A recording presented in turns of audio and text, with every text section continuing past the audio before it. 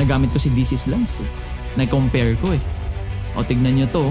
Sarap nito ah. Saan kaya dumadaan to lagi? Kami, gets namin na ginagawa mo yan. Kasi yan yung category na napili mo dito sa social media. Lahat ng babae gusto sumikat, lahat gusto ng babae na but they natin want to na- be accepted. Yeah. They want to be appreciated. Yun. But the Yun, thing is, ma-acknowledge, the society ma-appreciate. showed us what is not the real acceptance. Na ang acceptance ay kailangan mong magsuot ng ganito, kailangan mong gawin, kailangan mong gumanon-ganon para matanggap ka. Kailangan marami kang likes, vanity metrics, fake acceptance. Kasi ang totoong acceptance, kahit hindi ka naka-makeup, kahit hindi ka perfect, pinipili ka pa rin. Ikaw as 34 years old, nagkukumpara ka ba? So para makarating ka dyan, nagkukumpara ka ba? Listen first before I judge or judge second. Kasi mabilis tayong magkaroon ng opinion pero curiosity hindi masyado. Respect should not come from appearance. Mas wala pa akong respeto dun sa nagpo-produce, gumagawa, nag-iikayat ng mga babaeng ito yung gawin mong trabaho kesa yung mga babaeng yun yung pinipili nilang trabaho. Paano ka namin nare-respeto kung nakikita naming binababoy mo yung sarili mo? May mga lalaki talaga na sa makamundong term, bob, low IQ, na pag nakitang thirst trapper, pangkama, inaakit niya ako, pinapautog niya ako. Ganun ang thinking. Low IQ nga ay bob. May mga ganong lalaki talaga at wala na tayong magagawa doon na nag-i-exist talaga yun. Sige, hindi pala timbangan yung pananamit ng kung ilang respeto yung ibibigay sa'yo. Bakit hindi ka mag-cycling at mag-tube top sa school? Yung chuper na masasakyan mo or yung maka-encounter mo sa public, matapat ka ba sa low IQ or bobo? Delikado ka. Yari ka. Kasi hindi naman lahat ng lalaking makakasalamuha mo kagaya ko kagaya ni MJ Aguilar eh. Di ba? Bawal ako dyan. Hindi. Tatakbo ako. Di ba? Kaya shit kayo. Kasi committed ka. Maraming lalaki may pangarap, pero hindi lahat may direksyon. If you're looking for clarity, purpose in today's modern world, this podcast is for you. So join the conversation, hit like, follow, and subscribe. Welcome sa Top G Manila, ang kaisa-isang podcast sa Pilipinas na nakatuon sa kung paano ka magiging maayos na lalaki ngayong malamig ang kalye, kumpadre. Maraming salamat nga pala sa Triton Studios at sa Triton Entertainment na na-level up na naman yung setup. Patindi ng patindi yung nangyayari. Yung nilagay, boy. Palupit yung mga kaganapan. Nakita mo yung mga comment, diba, sa unang upload natin.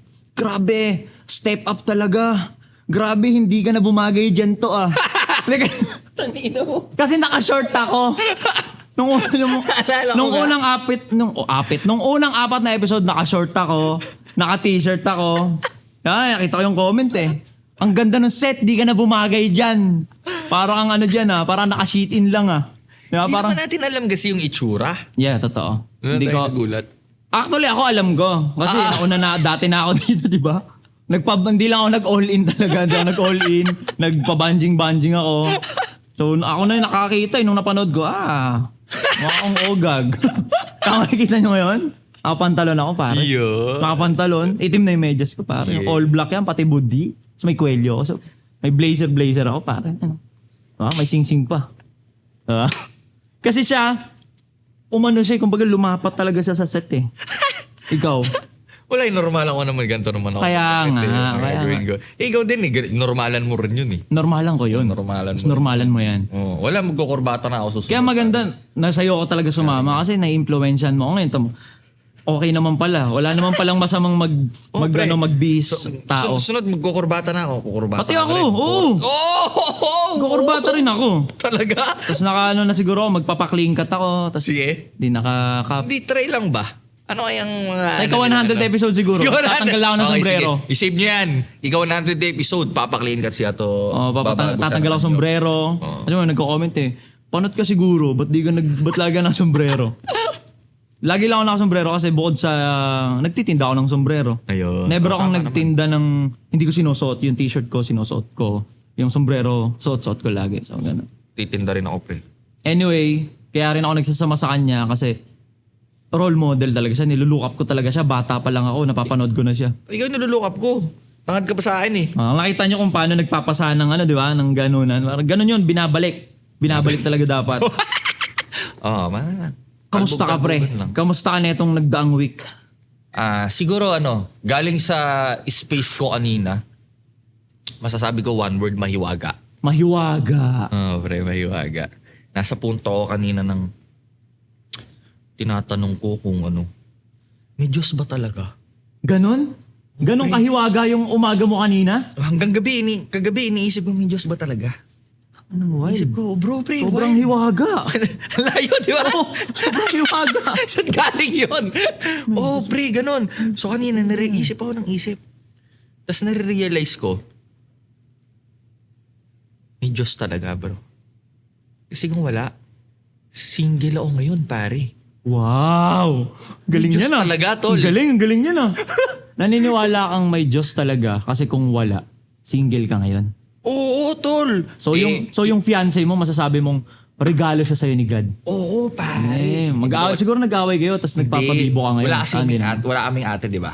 Okay. Wala kaming ate. Tapos, parang, Ate means yung parang staff sa bahay, gano'n. Kasi pag sabi mo ate, sister. ayoko kapatid. siyang yung nakikitang naglilinis-linis, ganyan.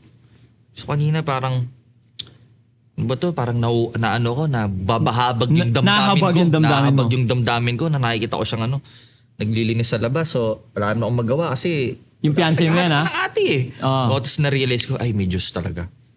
Kung walang Diyos, ako yung naglilinis doon, pare. Wala akong hug pag uwi ko mamaya.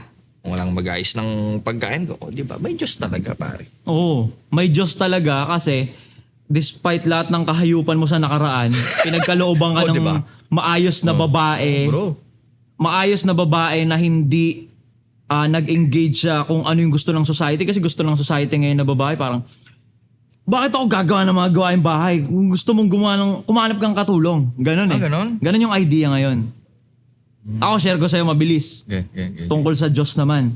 Ako naniniwala akong may Diyos kasi na-compare ko. Na-compare mo. Na-compare ko yung buhay ko nung ako lang ng ako. Yung tipong, kaya ko. Malupit to. Kaya ko, putang. Okay, hustler ako eh. Solid to. Hustler ako eh. Ang dami kong natutunan ang dami kong experience eh. Okay, So ako lang ng ako. Ako lang ng ako, pinipilit kong i-maneuver yung buhay ko ng ako lang ng ako. Versus dun sa kalagayan ko nung nandun ako sa idea ng trust and surrender. God will provide, God will make a way. Actually, hindi naman make a way kasi nakalapat na talaga. So, na-compare ko yung buhay ko nung hindi ako nagre-rely kay God versus so na-compare ko. Ngayon, masama bang nagko-compare? Kasi wag mong i-compare yung sarili mo sa kung sino-sino. Ganon yung nagiging ngayon eh. Parang kasalanang magkumpara kasi doon ka daw mag-overthink. Siguro sa ibang tao. Doon ka malilimitahan. Kasi, ba't ka ba tumitingin sa iba? Nagko-compare ka. May sarili kang time. May sarili kang glow. Mga ganun. Sobrang init ngayon yung usapin ng kumparahan, pare ko. As in. Okay. Sobrang init ng... Yung tipong... Sa simpleng... Ay, hindi. Mali yung mali yung umpisa ko. Pag mali yung thinking mo sa pagko-compare, pwede ka talagang ma-damage. Pero kung tama yung pagko-compare mo, healthy yung pagko-compare mo, nagkakaroon ka ng reference eh. Anong halimbawa? Bigyan tayo ng halimbawa, kunyari may kabatch ako. Magkaedad kami. Siya doing good. Kukompare ko yung kalagayan ko. Bakit ako wala? Di ba? Hindi, sinuwerte lang yan. Hindi, anak mayaman kasi yan eh. Mga ganon yung negative side ng comparing. Di ba? Pag yung ang hinuhugot ko yung negatibo. Correct. Di ba? Sinuwerte lang yan. Di ba kino-compare ko yung kalagayan sa kalagayan. Sinuwerte lang yan. Ay hindi kasi anak mayaman yan, ganito, kaya masarap buhay niyan. Nakachamba lang yan. Di ba? Negatibo yung hinahatak. Di ba? Ikaw as 34 years old, nagkukumpara ka ba? Kasi ako nilulook up talaga kita eh. Gusto ko yung kalagayan mo. Gusto ko yung sistema mo. So para makarating ka dyan, nagkukumpara ka ba?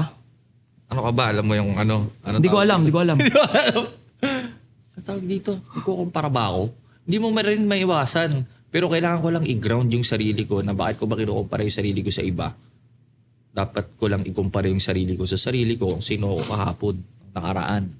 Hindi ko siya, parang kadikit siya ng programming na consciously hinuhuli ko yung sarili ko hinuhuli ko yung sarili ko kasi hindi siya healthy na ikumpara ko yung sarili ko sa iba. Pag nahuli ko, kailangan ko i-revert. Ba't ko ba inukumpara magkaiba naman kami?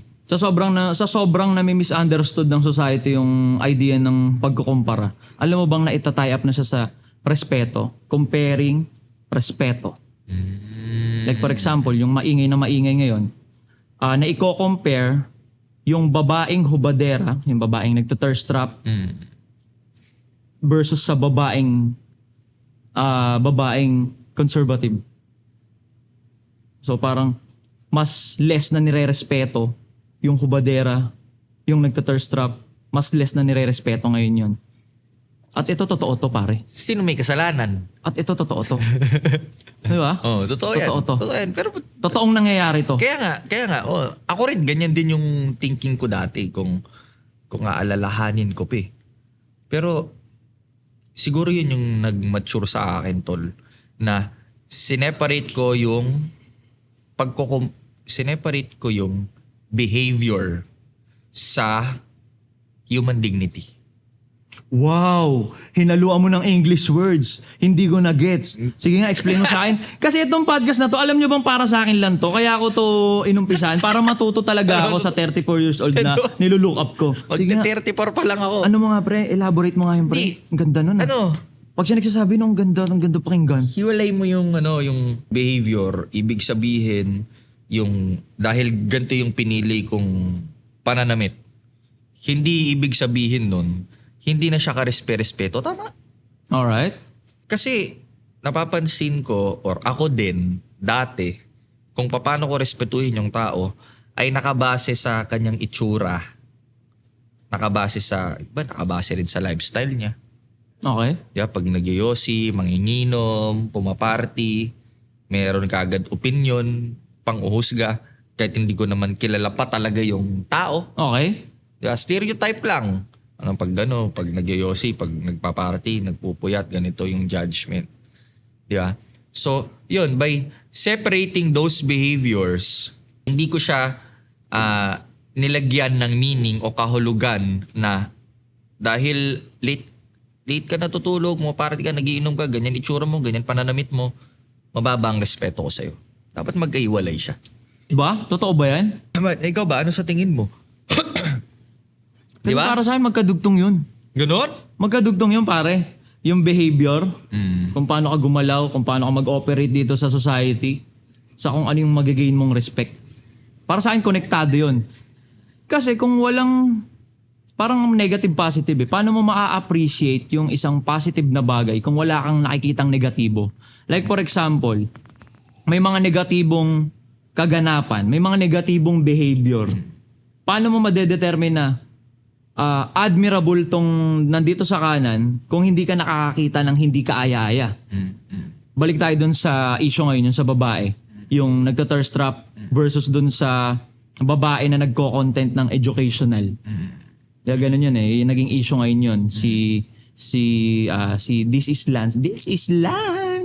Educational siya. Nagchat-chat GPT siya ng mga sine-explain niya sa sarili niyang delivery. Tapos, alam mo yung tamo may mga term nga tayong gano'n Maria Clara May term nga tayong gano'n na pangkasalan. May mga gano'n nga tayong term. Mahaba buhok, yung pananamit, hindi onti yung tela versus dun sa mga babaeng nagko-content at nagkakaroon ng engagement dahil sinusuot nila yung mga damit na alam nilang hindi sila proud na suotin yun sa labas kasi alam nilang nakakahiya. Pero sinusuot nila tapos ina-upload nila sa internet. So, nagkakaroon ng versus nagkakaroon ng kumparahan. Ngayon, paano mo ma-appreciate yung babaeng maayos na babae? Paano mo masasabing maayos yung babae kung hindi ka makakita nung hindi ka aya-aya na babae? So may comparing. So si behavior ay konektado sa kung anong respeto yung pinapa-experience mo sa tao. Medyo agree ako doon sa konektado yung pinapakita mong behavior sa respetong makukuha mo sa labas. Ang hindi malinaw sa akin, ano ba yung mga behavior na karespe-respeto at mga behavior na hindi karespe-respeto? Kasi sa konteksto ng, for example, ikaw, pinili mo na i-damage yung mag self-sabotage ka, di ba? Maglaslas ka. Ibig sabihin ba nun, hindi mo nire-respetuhin yung tao kasi naglaslas yung tao? Depende, no? Di ba? Isang malaking depende. Di ba? O, Ang ganda halimbawa- nung ginamit mo. Ang ganda nung ginamit mong word, yung self-sabotage. Oh. Sobrang ganda nung ginamit mo na word. Kasi ang nagiging delikado sa panahon ngayon, especially sa mga kabataan, kasi kaya naman tayo nagko-content, kaya tayo naggaganito, kaya natin sinusubukang mang-impluwensya para na to sa mga makabagong kabataan eh. Kasi yung mga kaedad natin, tsaka mas matatanda sa atin, di man na halos di na makikinig sa atin yun, di na tayo papanoorin nun eh, parang ganun. So ito, para sa mga makabagong kabataan, na ang nagiging delikado, kapag hindi sila aware ng sagad sa kung ano yung mga kaakibat ng idea na gagawin nila. Like for example, yung pagto-thirst trap nga. Kasi may mga tao talaga, may mga babae talaga na yun yung kinabubuhay nila. 'Di ba? Ayun yung kinabubuhay nila. Naguhubo sila, sumasayaw sila ng malaswa para sa pera kasi yun yung kinabubuhay nila. At sila, aware sila sa kung ano-ano pa yung mga kaakibat nung ganong buhay na pinasok nila. Aware sila. Versus dun sa mga bagong kabataan ngayon, na dahil ang nakita lang nila ay yung surface na, okay nagmi-million views sumisikat nagiging brand ambassadress gayahin ko nga yan. Magsusuot din ako ng mga damit na hindi ako komportabling suotin to sa labas kasi alam kong pagtitinginan na to at may chance ang mabastos ako. Suotin ko nga online, video ko nga sarili ko. Di ba? Hindi sila aware ng sagad sa kung ano pa yung pwedeng mangyari na hindi kaaya-aya. Kasi laging merong hindi kaaya-ayang mangyayari sa lahat ng bagay na dapat aware ka doon. Yun yung delikado. Nagigis ko yung point mo, tol. Nasasabi mo delikado na pag kumalat na puro nagta-thirst trap yung mga babae at ginawa nilang Pabata ng pabata. karamihan ng mga kababaihan ginawa nilang kabuhayan yung pagbebenta ng laman. Delikado yon para sa mundong kasisilangan ng mga magiging anak natin sa inaharap. Yeah. Yun yung sinasabi mong delikado. Yeah. Tama ba? Ngayon, tol, yung lente ko, okay, yung pagtingin ko sa delikado ay hindi naman to pananagutan lang ng society na nagbibigay or naghuhusga sa babaeng nagto-thirst trap or naguhubad na hindi nakarespeto. Hindi lang naman society ang may kasalanan nun kasi kung titingnan mo, sino ba yung society? Tayo yun Yeah. Which means, kung ako mag-aanak ng babae in the future, or ngayon, nagpaplano pa lang ako ngayon di ba? Meron akong responsibilidad, palitan yung circle ko, palitan yung environment ko, o i-develop yung lalaking magiging ako nang sa ganun, pag lumabas yung babaeng anak ko in the future, handa yung mundong kasisilangan niya na, okay, may expose man siya dito, hindi ko siya pipigilan, pero alam niya yung cost kapag dinaanan niya or tinahak niya itong landas na to. Babalik ako dun sa sinabi ko. Let's suppose may mga babae talaga dahil totoo naman. Yeah, Ilang milyong industriya yan. Totoo yun. Ang tanong ko,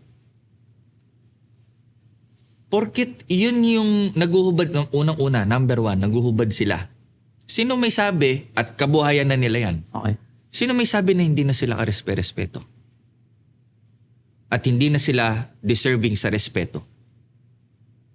Actually, sila din.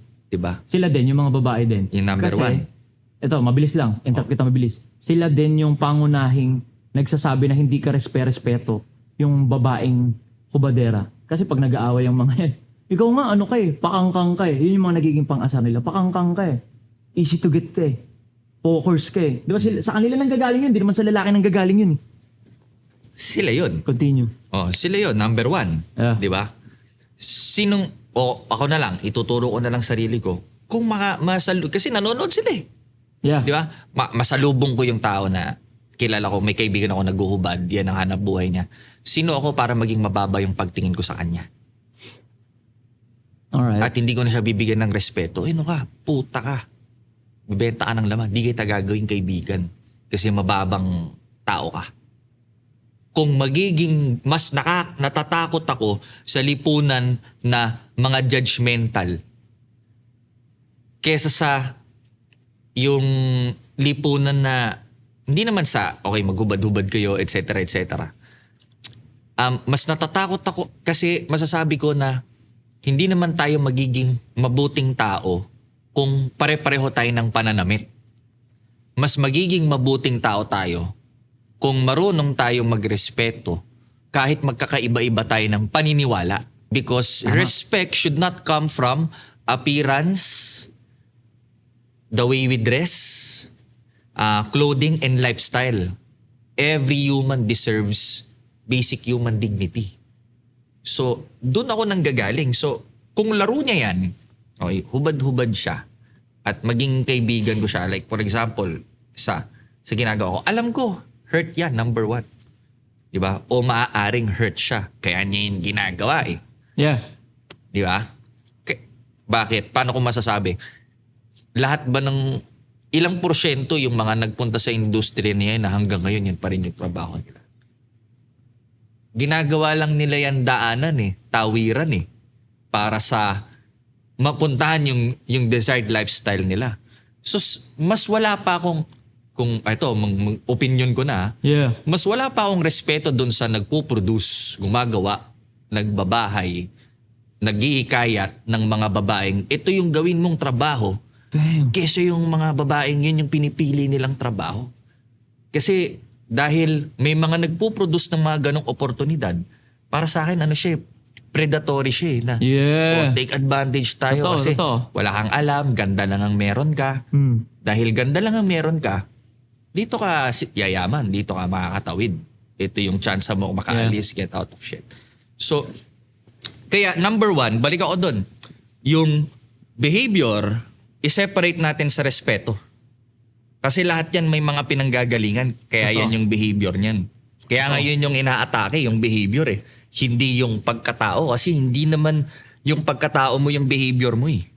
Yeah. Dahil yung result, yung action, galing yan sa emosyon na na-generate ng thoughts natin na deeply rooted sa ating mga paniniwala, mga belief system. So, maaring, yes, aware sila, pero hindi sila makatakas-takas kasi hindi sila, bilanggo sila nung psychoanalysis something. Bilanggo sila nun eh. Di ba? So, number one. Pangalawa, ano muna ako? Listen first before I judge or judge second. Kasi mabilis tayong magkaroon ng opinion pero curiosity hindi masyado. Kaya, irerespetuhin ko muna. Respect first. Pangatlo, Getting to know. critic second. Yeah. Kasi, Kikilalanin, okay, alamin. pwede akong mag-disagree. But it doesn't mean na iinsultuhin kita o babastusin kita. Yeah. Ito. Tama. So, doon ako nanggagaling dito sa pinag-uusapan natin.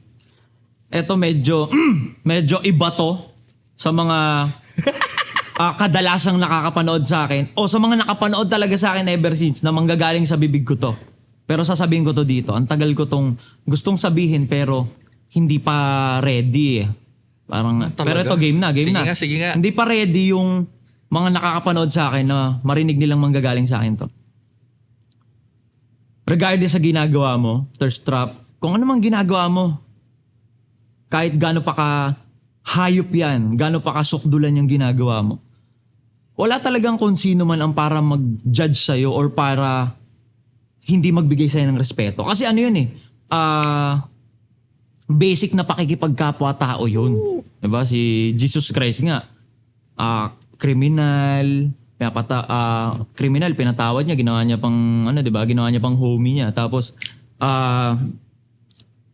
yung may prostitute din siya na, sige, sumama ka sa akin. So, siya mismo yung nagtuturo nung na hindi para timbangin mo yung respetong ibibigay mo dun sa tao based sa kung ano yung behavior niya. Totoo, okay ito clear natin. Totoong dapat mong irespeto ang kapwa-tao mo regardless sa kung anong pinaggagawa niya. Anong pananamit niya, paano siya magsalita, anong paniniwala niya, anong trip niya sa buhay.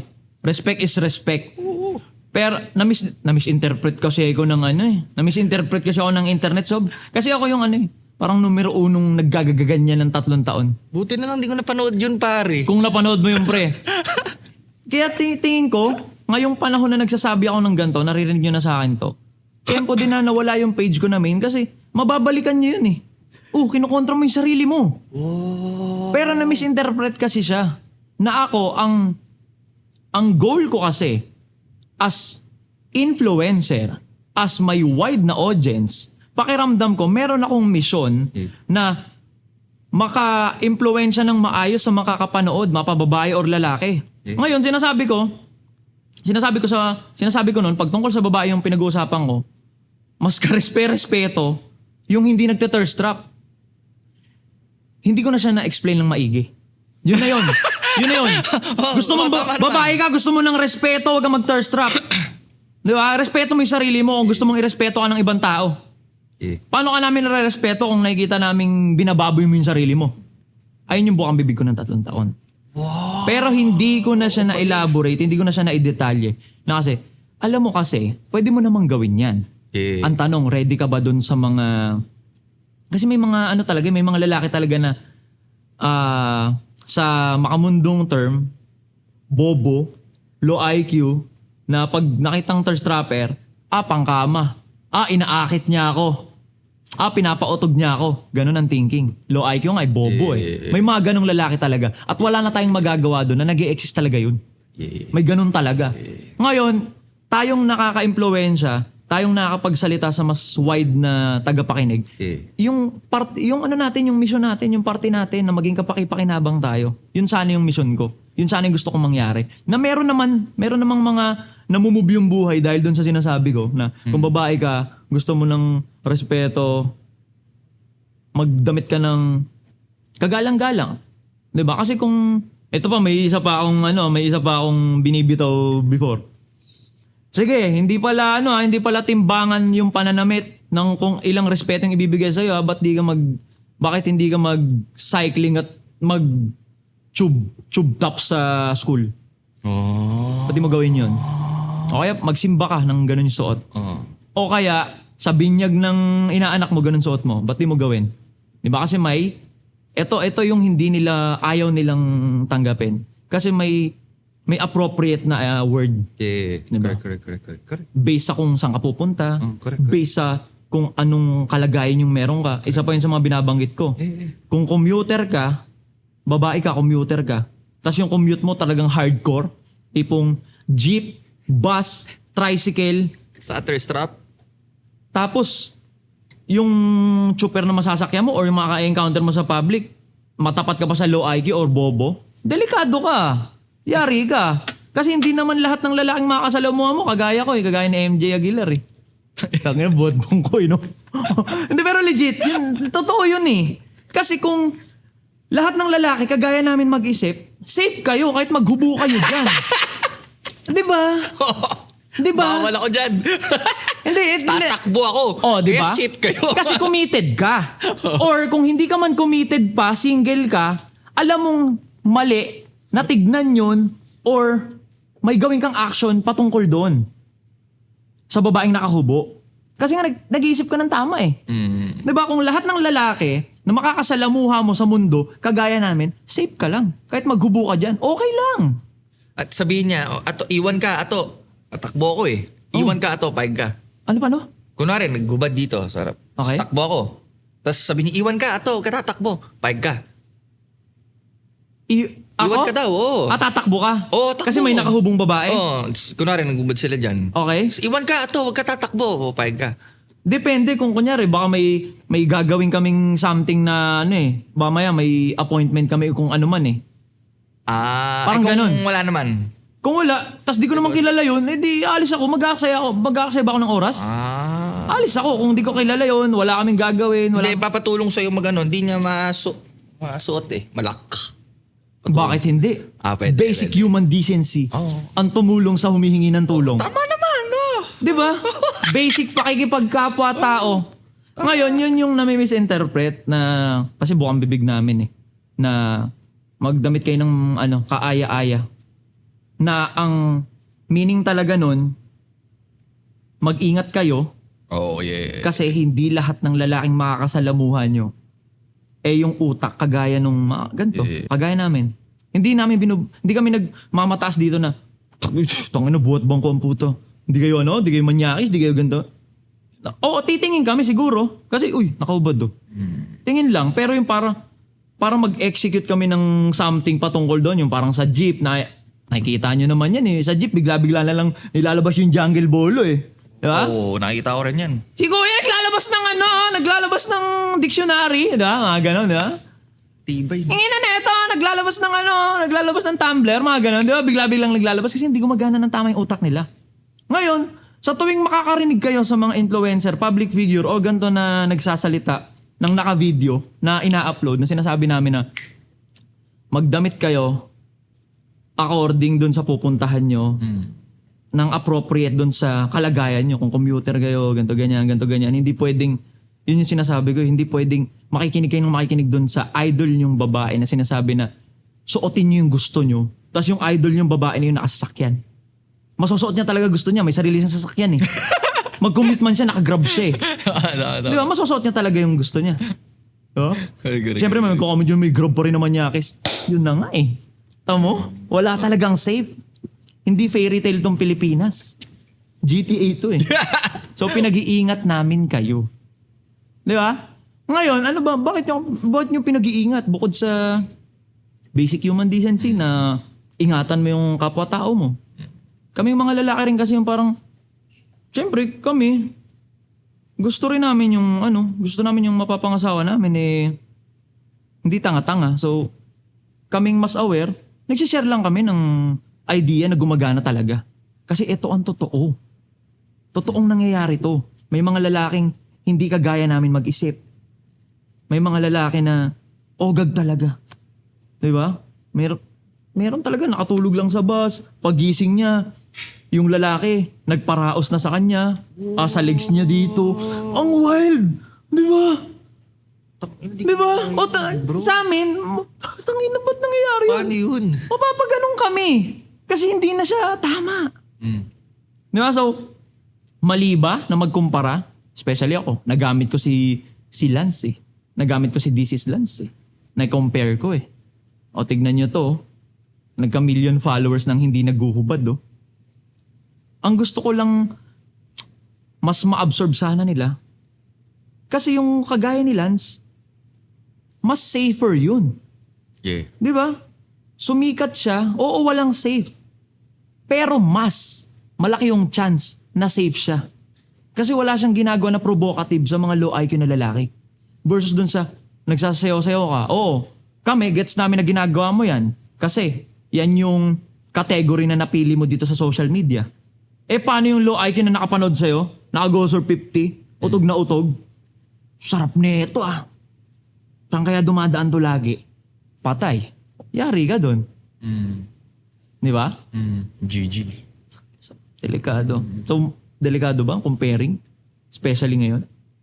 Kukumpara tayo eh. Delikado sa mental health. Kumpara. Oo. Make it or break it no? Kasi lagi mong sasabihin sa sarili mo or self-talk mo or yung kwentong paikot-ikot sa isipan. Low value nga ba ako? Hindi ako enough. Yun. Low value ba ako? Yung babae bang nakaganon na damit ang mas high value? So low value ba ako? Lahat tayo pantay-pantay ng value. Di ba? Yeah. Lahat ng nangyayari dito na naririnig nyo sa aming mga nagsasalita ng ganito ng naka-video. Kasi kami yung mas nakakakita nung mas wide na kaganapan. Gusto lang namin kayong pag-ingatan. Meron ka bang gustong pag-ingatan, pare? Ha? Meron ka bang gustong pag-ingatan? Lahat ng tao gusto natin pag-ingatan. Lahat, tama naman. Especially yung mga special someone natin. Meron ka bang special someone? Paano special someone? Someone na special. Marami, syempre. Marami. Marami pero yung... Ano ba? Kasi maraming ganun eh. May schedule kayo. Monday. May schedule, eto naman. Hindi kung baga special someone sa'yo. Special someones. Ang dami. Hindi ano to eh. Basic pakikipagkapwa-tao to, pare. Na pinag-iingat kita. Mapalalaki or babae ka. Sabagay ako, gusto ko rin mag-ingat. Tol, ingat ka lagi ah. Diba? Oo, tama. Kaya sa isip mo suot mo, pare. Yung short mo, delikado yun, tol. Totoo. Minsan misilip yung... Oo, pag nakita yung ano ko dun, tas na video, Patay. trending ako di masisira yung imahe ko. Diba? Baka sumisilip! Ako, gusto ko kayong pag-ingatan ha. Gusto kong mag-ingat kayo. Ewan ko lang sa kanya. Oo. Kita mo naman yung mga sinishare ko, di ba? Di ba? Basta, on my side, hindi ako maglalaro sa laro na yun. Kasi the way I see it, Selfish ka. hindi. Sinishare ko nga eh. Okay. Di ba? Hindi ko lalaruin yung larong yun kasi the way I see it, Anong laro yan? Anong laro ba? yung magsusuot ng thirst trap kasi ganito, ganyan, etc. Hindi ka against doon pero di ka lang din magiging involved doon. Tama. Correct. Okay. Hindi ako against doon, pero hindi ko papasukin yan or hindi ko Okay. lalaruin yung larong yan. Okay? Di ba?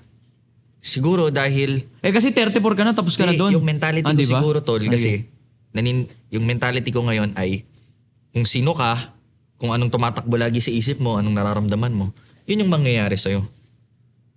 So ibig sabihin, kung identity ko sa sarili ko, kabastos-bastos ako, eto lang ako, hanggang dito lang ako, therefore eto yung susuotin ko, yun yung mangyayari sa akin. Totoo din. Pero kung yung, okay, suot ako ng ganito, sexy, elegant, dahil I feel empowered, hindi yung makukuha ko. Hindi rin kabastos-bastos. Kasi may makilala ako na nagsusuot sila ng mga elegant na sexy. Pero hindi sila binabastos.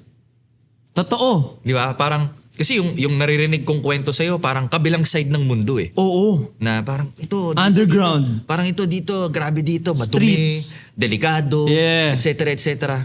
On the other side, habang nagre-reflect ako, tama ba yun? Mali ba yun? Hindi eh. Totoong nangyayari yun eh. On some parts of the world. On the other hand, hindi ko naman sinasabing mas maganda, mas angat kung nasaan ako ngayon. Pero ito rin yung totoo sa akin na hindi ko naman ako nag-iimbento o nagsisinungaling. Totoo, Kasi totoo. ito yung mga taong kilala ko at na-experience ko na okay, susot silang ganyan, hindi naman sila nababastos. So, maybe, at the end of the day, nasa isang mundo tayo, pero iba-iba tayo ng realidad. Yeah. Iba-iba tayo ng Yeah. experience. Yeah.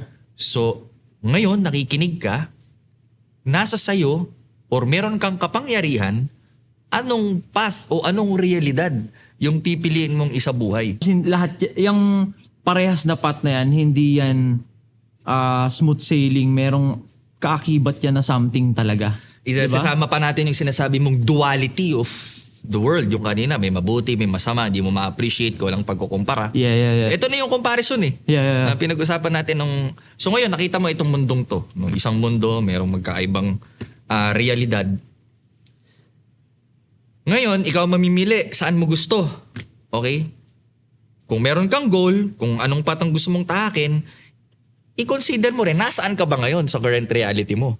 Baka mamaya nandito ka sa mundo A, yung sinasabi mong magulo, hindi safe, gusto mong pumunta dito, uncomfortable yan. Yun yung katotohanan dun. Kasi kailangan mong i-transform, again, yung sinabi ko na, anong paniniwala mo sa sarili mo, anong istoryang tumatakbo sa isip mo, anong pagkilala, pagtingin, identity mo sa sarili mo, yun yung itatransform mo. Hindi yung mga kaibigan mo o yung mga oportunidad sa paligid mo. Kasi kahit palitan mo yung nasa labas sa'yo at hindi mo baguhin yung sarili mo, itatapon ka nila pabalik doon sa pinanggalingan mo. Totoo. Yun yung uncomfortable din. Ganon din sa kabaliktaran. Let's say, nasaktan ka, nandito ka sa mundong to, trip mo lang bumalik sa yung, okay, dito naman tayo sa dirty shit, di ko pa to na-experience. Uncomfortable din yan. Kasi may mga bibitawan kang dito, lifestyle, buhay, identity. Para ikaw ay tumawid dito. Kung tingin mo mas comfortable ka dito, ito yung pinipili mong punto. Ganun ko siya tinitingnan.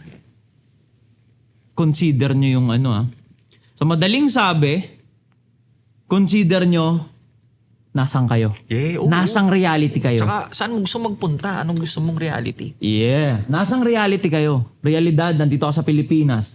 At ang Pilipinas ay hindi fairy tale. GTA. Yeah.